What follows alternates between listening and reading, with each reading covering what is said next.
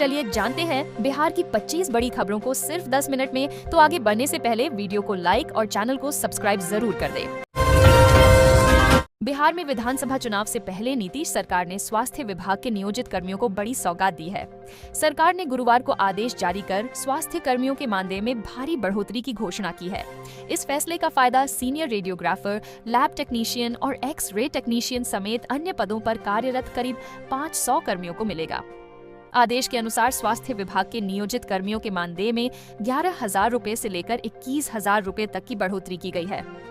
Lab technician और x-ray technician का मासिक मानदेय जहां 37,000 रुपए से बढ़ाकर 48,000 रुपए कर दिया गया है, वहीं सीनियर रेडियोग्राफर का मानदेय 37,000 रुपए से बढ़ाकर 58,000 रुपए कर दिया गया है।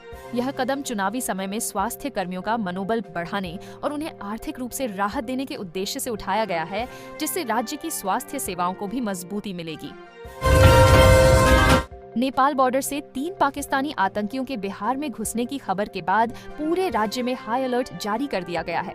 पुलिस ने जैश-ए-मोहम्मद से जुड़े आतंकियों की पहचान हसनैन अली, रावलपिंडी, आदिल हुसैन, उमरकोट और मोहम्मद उस्मान, बहावलपुर के रूप में की है, जिनके फोटो और पासपोर्ट विवरण सार्वजनिक कर दिए गए हैं। ये आतंकी अगस्त के दूसरे सप्ताह में काठमांडू पहुंचे थे और बाद में बिहार में दाखिल हुए।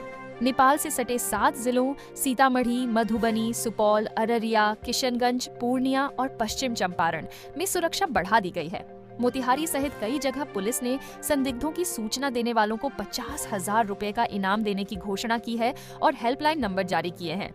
खुफिया रिपोर्ट बताती है कि नेपाल में मौजूद स्लीपर सेल आतंकी संगठनों की मदद करते हैं और खुली सीमा घुसपैठ को आसान बनाती है। इसलिए हर चेकपोस्ट और रास्ते पर कड़ी निगरानी रखी जा रही है। बिहार के पटना, मुजफ्फरपुर, समस्तीपुर, गया, पूर्णिया, दानापुर सहित 8 स्टेशनों से अमृत भारत ट्रेनों की शुरुआत होने वाली है, जिसकी प्रक्रिया अंतिम चरण में है और रैक भी तैयार हो चुके हैं। इन ट्रेनों में 16 बोगियां होंगी, जिनमें 8 स्लीपर और 8 जनरल कोच शामिल रहेंगे। इन्हें इंदौर, सूरत, आनंद विहार, कोलकाता, हावड़ा और बेंगलुरु जैसे बड़े शहरों तक चलाने की योजना है, जिससे यात्रियों को कंफर्म टिकट मिलने की संभावना बढ़ेगी और बेहतर सुविधाएं मिलेंगी। इसके साथ ही मुजफ्फरपुर को 2 नई वंदे भारत ट्रेनें भी मिलने वाली हैं। एक ट्रेन अयोध्या कैंट से पटना और दूसरी पूर्णिया से दानापुर के बीच चलेगी, जिनकी समय सारिणी जल्द जारी की जाएगी। कांग्रेस नेता राहुल गांधी की वोटर अधिकार यात्रा के दौरान दरभंगा में प्रधानमंत्री नरेंद्र मोदी की स्वर्गीय माता हीराबेन मोदी को लेकर मंच से की गई अभद्र टिप्पणी पर बड़ा विवाद खड़ा हो गया है। इस मामले में बिहार राज्य महिला आयोग ने स्वतः संज्ञान लेते हुए राहुल गांधी और राजनेता तेजस्वी यादव दोनों को नोटिस जारी कर जवाब मांगा है। साथ ही दरभंगा के डीएम से विस्तृत रिपोर्ट भी तलब की गई है। घटना का वीडियो सोशल मीडिया पर वायरल होते ही राजनीतिक हलकों में हड़कंप मच गया। महिला आयोग के अध्यक्ष डॉ. अप्सरा ने कहा कि किसी भी महिला का अपमान बर्दाश्त नहीं किया जाएगा और ऐसे बयान लोकतांत्रिक मर्यादाओं का उल्लंघन है, जो समाज में महिलाओं के प्रति गलत संदेश देते हैं। प्रदेश में बालू समेत अन्य लघु खनिजों के अवैध खनन और ढुलाई पर रोक लगाने के लिए खान एवं भूतत्व विभाग ने सख्त कदम उठाए हैं। गुरुवार को हुई बैठक में यह निर्णय लिया गया कि अब बालू खनन में इस्तेमाल होने वाले पोकलेन और जेसीबी मशीनों पर भी जीपीएस लगाया जाएगा, ताकि उनकी गतिविधियों पर लगातार निगरानी रखी जा सके। विभाग का मानना है कि इससे खनन कार्य पर बेहतर नियंत्रण होगा और अवैध गतिविधियों को रोका जा सकेगा। जीपीएस ट्रैकिंग से यह भी पता चल सकेगा कि मशीनें कब और कहां उपयोग हो रही हैं। सरकार का उद्देश्य अवैध खनन से होने वाले राजस्व नुकसान को रोकना और खनिज संसाधनों का बेहतर प्रबंधन करना है। बिहार विधानसभा चुनाव से पहले मतदाता सूची के विशेष गहन पुनरीक्षण में बड़ा अपडेट सामने आया है। सूत्रों के मुताबिक 1 अगस्त को जारी नए ड्राफ्ट में 3 लाख से अधिक मतदाताओं के नाम काटे जा सकते हैं। निर्वाचन आयोग ने संदिग्ध मतदाताओं को नोटिस भेजना शुरू कर दिया है और उनसे जरूरी दस्तावेज और प्रमाण जमा करने को कहा है। आयोग ने साफ किया है कि किसी भी असली मतदाता को सूची से बाहर नहीं किया जाएगा और सभी को अपनी पहचान और निवास साबित करने के लिए पर्याप्त समय दिया जाएगा। जिन जिलों में सबसे ज्यादा नामों पर संशय है, उनमें किशनगंज, मधुबनी, पूर्णिया, पश्चिम चंपारण, अररिया और सहरसा शामिल हैं, जहां जांच की प्रक्रिया जारी है। बिहार विधानसभा चुनाव से पहले एनडीए गठबंधन की सीट बंटवारे की तस्वीर लगभग तय हो गई है। मुख्यमंत्री नीतीश कुमार के दिल्ली दौरे के बाद सूत्रों के अनुसार 243 सीटों में जेडीयू को 102 और भाजपा को 101 सीटें मिलने पर सहमति बनी है। वहीं चिराग पासवान की लोक जनशक्ति पार्टी रामविलास को 20 सीटें, जीतन राम मांझी की हम और उपेंद्र कुशवाहा की राष्ट्रीय लोक मोर्चा को 10-10 सीटें दी गई हैं। हालांकि सीट शेयरिंग पर अभी आधिकारिक घोषणा नहीं हुई है, लेकिन माना जा रहा है कि एनडीए जल्द प्रेस कॉन्फ्रेंस कर सकता है। फिलहाल किन सीटों पर कौन सी पार्टी उतरेगी, इस पर चर्चा जारी है और जेडीयू भाजपा में 1 से 2 सीटों का अंतर संभव है।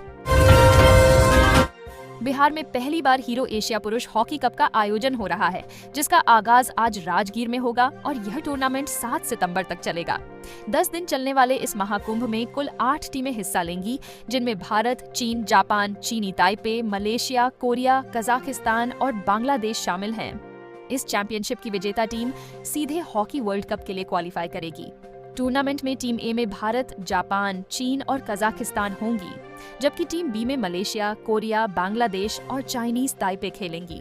मुकाबले 29 अगस्त से 7 सितंबर तक चलेंगे। बीच में 2 और 5 सितंबर को रेस्ट डे रहेगा और 7 सितंबर को फाइनल खेला जाएगा। बिहार के 12 जिलों में आज बारिश का येलो अलर्ट जारी किया गया है, जहां 40 किलोमीटर प्रति घंटे की रफ्तार से तेज हवा चलने की संभावना है, जबकि बाकी जिलों में मौसम सामान्य रहेगा।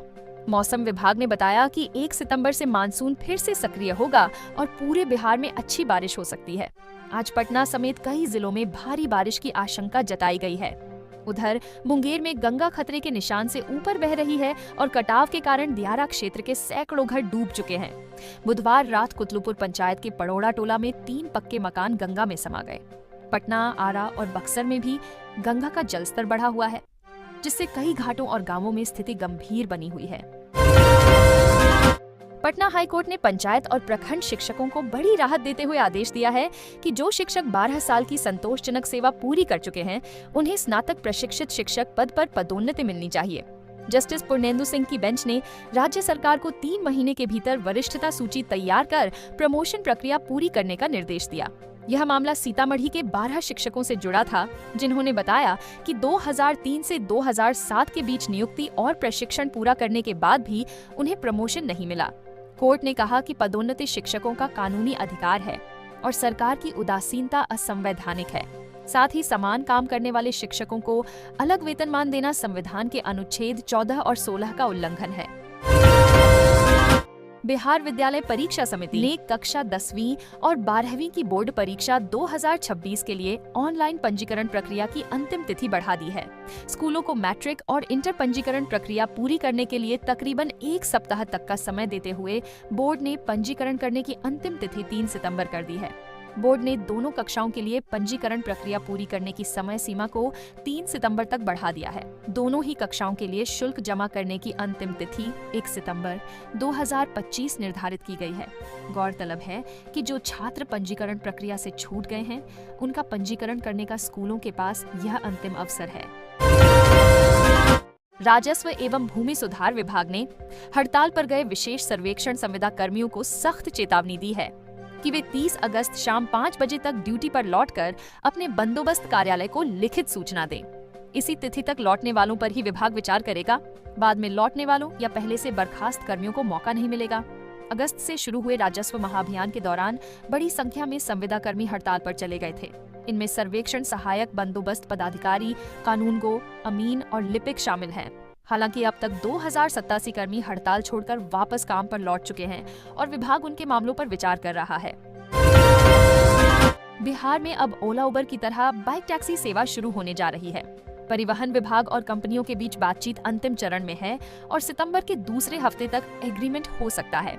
शुरुआत में हर जिले में करीब 2000 बाइक टैक्सी चलेंगी और 76,000 बाइकों को परमिट दिया जाएगा। रोजाना लगभग 4 लाख लोग इस सेवा का लाभ उठा पाएंगे। इसका इस्तेमाल यात्री ढुलाई और डिलीवरी दोनों कामों के लिए होगा और बाद में इसे प्रखंड स्तर तक बढ़ाया जाएगा। विभाग का कहना है कि इससे लोगों को सस्ती और तेज सुविधा मिलेगी और युवाओं को रोजगार मिलेगा। साथ ही कैब कंपनियों को ड्राइवरों को ट्रेनिंग देनी होगी और शिकायत पर कार्रवाई करनी होगी। 1 सितंबर से चांदी के आभूषणों पर भी अब 6 डिजिट का hallmark unique ID HUID code अनिवार्य हो जाएगा, जिससे उसकी शुद्धता और जांच केंद्र की पूरी जानकारी मिलेगी। पहले चांदी पर हॉलमार्किंग होती थी, लेकिन उसमें यह कोड नहीं होता था।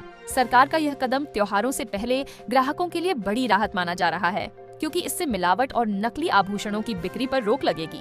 चांदी की शुद्धता के लिए 800, 835, 900, 925 और 970 समेत 6 ग्रेड तय किए गए हैं। हर हॉलमार्क वाले आभूषण पर BIS का लोगो, शुद्धता का अंक और पंजीकरण नंबर अंकित रहेगा। हालांकि इससे कीमतें थोड़ी बढ़ सकती हैं। जैसे जो पायल पहले 800 रुपये की मिलती थी, वह अब लगभग 1000 रुपये से ऊपर की होगी। पूरे बिहार में अभी केवल पटना में 2 हॉलमार्किंग सेंटर हैं, लेकिन लागत घटने और नियम अनिवार्य होने के बाद इनकी संख्या बढ़ने की संभावना है।